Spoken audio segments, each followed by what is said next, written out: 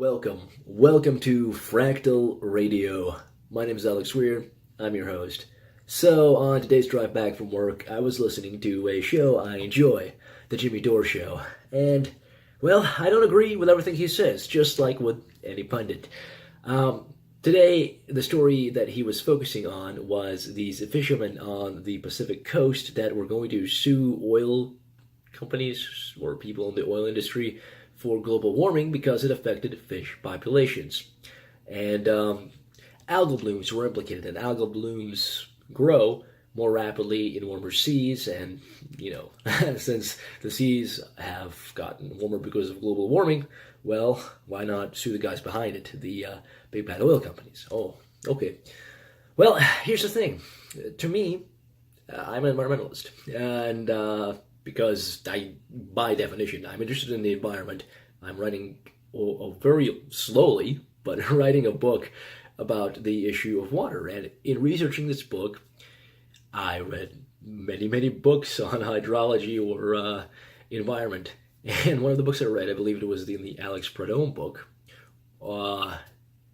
he was going up into the Chesapeake Bay, and one of the hydrologists lamented that CO2 and global warming is such a prima donna and takes up so much of the airtime. And this was because of nitrification causing algal blooms. And, Jimmy Dore in this segment did mention that there is stuff in the water, but he instead chose to focus on the warming of the seas as being the main culprits. But no, it's definitely nitrification. It plays a role in it, and that should be mentioned alongside, or actually more than something that's kind of more dubious. Here's why I believe that anthropogenic global warming is more dubious than many would say. It's just that there is no 97% consensus.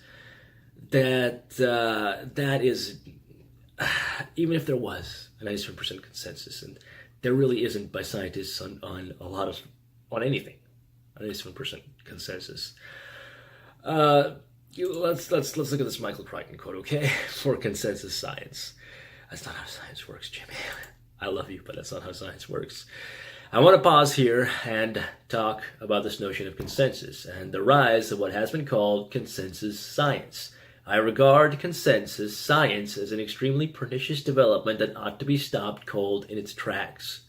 Historically, the claim of consensus has been the first refuge of scoundrels. It is a way to avoid debate by claiming that the matter is already settled. Whenever you hear that consensus of scientists agrees on something or other, reach for your wallet because you're being had.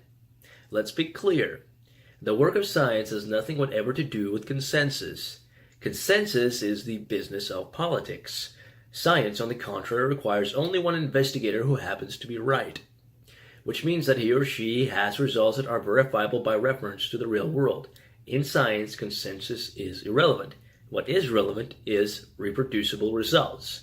The greatest scientists in history are great precisely because they broke with consensus.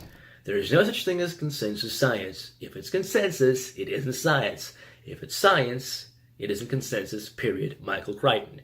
Michael Crichton is obviously the famous writer and producer of the TV show ER. Yeah, he had graduated from Harvard Medical School. I think he knows a thing or two about working with data. That's a lot of what doctors do. So to claim that, the claim that Jimmy made in that clip was, it's not even conservative. It's a right-wing craziness that denies global warming. Well, Michael Crichton certainly challenged the anthropogenic global warming alarmism that we see going on. And people who are alarmists about this say things like science denial. I understand that if people were denying the very scientific process, but I don't think that's what happens. I think that what happens is people are denying the conclusions that you come to, and you don't like that, so you call them science deniers because it makes them sound like, cavemen. And it's just a sneaky tactic that I don't like. It's just not cool. Yeah. Okay. Also, it takes away from stuff like nitrification, which is an issue that also needs to be talked about. When you focus on this one grandpappy, really politically charged issue. And let's get to this 97% claim. This is from a Forbes article by Alex Epstein, who wrote a book about the moral case for fossil fuels or whatever. Okay, here is how the 97% claim is supported, which makes it really, really dubious. Almost no one who refers to the 97% has any idea, but the basic way it works is that a researcher reviews a lot of scholarly papers and classifies them by how many agree with a certain position. Unfortunately, in the case of the 97% of climate scientists agreeing that human beings are the main cause of warming, the researchers have engaged in egregious misconduct. One of the main papers behind the 97% claim is authored by John Cook, who runs the popular website skepticalscience.com, a virtual encyclopedia of arguments trying to defend predictions of catastrophic climate change from all challenges. Here is Cook's summary of his paper. Cook et al. 2013 found that over 97% of papers he surveyed endorsed the view that the Earth is warming up and human emissions of greenhouse gases are the main cause. You see, when you do a survey, you've got to be really careful with how you're wording the questions or the criteria that you're seeking to confirm. This is a fairly clear statement that he was making, the conclusion he was drawing, Cook, the guy who did this study. 97% of the papers surveyed endorsed the view that man-made greenhouse gases were the main cause. Main, in common usage, meaning more than 50%. But even a quick scan of the paper reveals that this is not the case. Cook is able to demonstrate only that a relative handful endorse the view that the Earth is warming up and human emissions of greenhouse gases are the main cause. Cook calls this explicit endorsement with quantification. Quantification meaning 50% or more. The problem is only a small percentage of the papers fall in that category. That is, people who think that, half or more of global warming is caused by man. There's only a small portion of scientists that agree on that. There's scientists that agree that climate is changing and that XYZ factors by XYZ percents affect that, but there's no strong consensus that, oh my God, it's just us and that these are the steps we must take to, okay. But when the study was publicly challenged by economist David Friedman, one observer calculated that only 1.6% explicitly stated that man-made greenhouse gases cause at least 50% of global warming. Where did most of the 97% come from then? Cook had created a category called explicit endorsement without quantification. That is, papers in which the author, by Cook's admission, did not say whether 1% or 50% or 100% of the warming was caused by man. He had also created a category called implicit endorsement for papers that imply but don't say that there is some man-made global warming and don't quantify it. In other words, he created two categories that he labels endorsing a view that they most certainly didn't.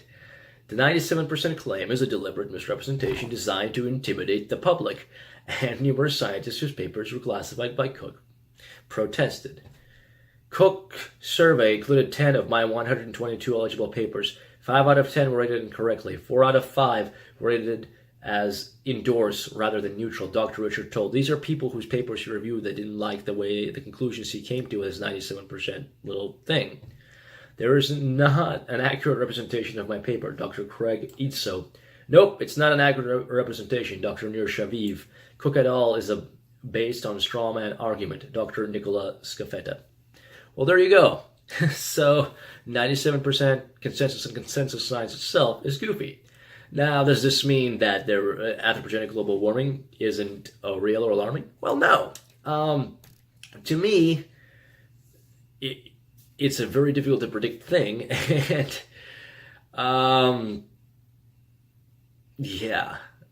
it's definitely not settled. That's my main point. What I take contention with is just refusing to debate people, talking about people in terms of, they're denialists and thinking that science is done by consensus, and then giving 97%, which is obviously really, really questionable, as a cause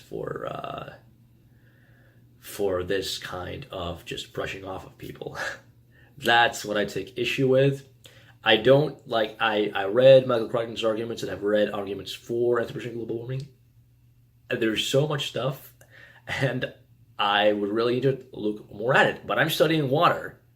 The thing of it is, though, is I know what's politics and what's not science, and I think I've pretty clearly demonstrated where those two things kind of, deviate here, okay, in this vlog. So thanks so much for listening. I hope you found this informative. If you have any criticisms or whatever, feel free. I don't bite. I literally, what I love doing is playing with ideas. So you won't hurt my feelings. It's really hard to hurt my feelings. I'm